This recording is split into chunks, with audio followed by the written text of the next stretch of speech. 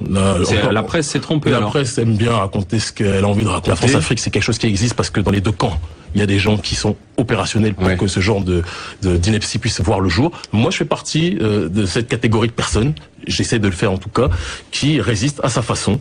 Ça crée des remous, ça dérange. Enfin, français, je sais pas.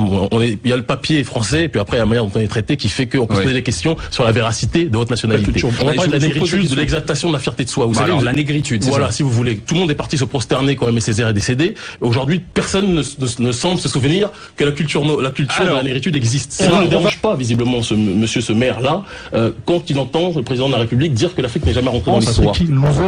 Patrick Lozès. Ah, d'accord, ok. Le CRAN, Conseil représentatif des associations noires de France. L'association qui est bien souvent pilotée par les autorités françaises, mais qui n'a aucune base dans la rue. C'est ça dont vous me parlez, le CRAN. Oui, je connais. Je sais pas s'il en a plus que... En tout cas, je sais pas s'il en a plus que vous. En tout cas, sur Facebook, je crois qu'il en a plus de sympathisants que lui. Je crois qu'il doit en avoir 50 ou 100, on en est à 4000. Bon. Peut-être que Facebook est devenu le nouveau critère aujourd'hui. Pour certains de vos collègues, le Conseil représentatif des associations noires, donc, est censé représenter les associations noires dans leur globalité. Or, tout le monde sait, c'est un secret de polichinelle, que cette organisation est un organisme qui a été créé par des officines gouvernementales, mais qui n'a en aucun cas le soutien de la base militante afro-descendante. Ça, c'est un secret de polichinelle, tout le monde le sait. Donc, ce que dit Monsieur Lozès quand il parle de groupuscules, alors qu'à toutes ces manifestations, il y a moins de personnes que dans nos propres conférences, c'est assez marrant d'entendre ce pauvre monsieur dire ça. Mais non, il n'en est pas son premier coup d'essai. Il fait partie d'une longue tradition de personnes qui sont des oncles Tom, des Bounty, des vendus. C'est pas un secret. Moi, j'essaye simplement de faire passer un message de dignité de soi. Ça ne dérange pas un certain nombre de gens qu'on ait à la tête de l'État des gens qui soient condamnés eux aussi à incitation à la haine raciale comme monsieur Hortefeux, qui soient condamnés comme, enfin, Sarkozy n'a pas été condamné, mais quand on entend dire un certain nombre de choses qu'il dit, il va carchériser la racaille.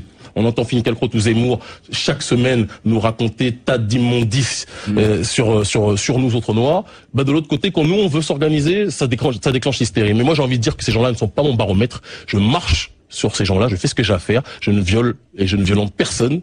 On s'occupe des enfants. Il y en a qui créent des comités de soutien pour des personnes qui ont violé et sodomisé des petites filles comme Roman Polanski. Nous, on ne sodomise et on ne viole personne. On s'occupe juste de nos enfants, mais visiblement, ça dérange quand des Noirs s'organisent. Quand j'essaie d'aller dans une synagogue à Sarcelles, je vois pas trop de Sénégalais, musulmans ou mourides avoir la possibilité d'enseigner. Ça vous dérange peut-être moins que le fait que des Noirs enseignent la négritude. Nous, on aimerait bien avoir notre propre destinée, si ça ne vous dérange pas. Agir comme des grands personne. Le code noir est terminé. Le temps où les noirs étaient considérés comme des êtres mineurs, d'accord, mentalement et autres, est terminé. Il me semble que ça se voit aujourd'hui. Si ça se voit, laissez-nous, s'il vous plaît, la possibilité d'enseigner à nos propres enfants sans qu'on ait à chaque fois des gens qui viennent tenter de nous casser les pieds en nous racontant que ça doit être d'autres personnes qui doivent enseigner la connaissance de nous-mêmes. Ils ne peuvent pas l'avoir. Cette connaissance-là, ces souffrances-là, il arrive. Kunta Kinte a bientôt fini sa phrase, ne vous inquiétez pas. De grandir en tant que Français, ils étaient Français dans les papiers, mais ils avaient les chaînes aux mains, aux pieds. Donc, Français, visiblement, n'est pas un qualificatif suffisant pour décrire une identité. Sinon, ça fait 400 ans que ce que vous appelez Antillais serait Français, ce qui visiblement n'a pas été le cas, sinon il n'y aurait pas eu d'abolition.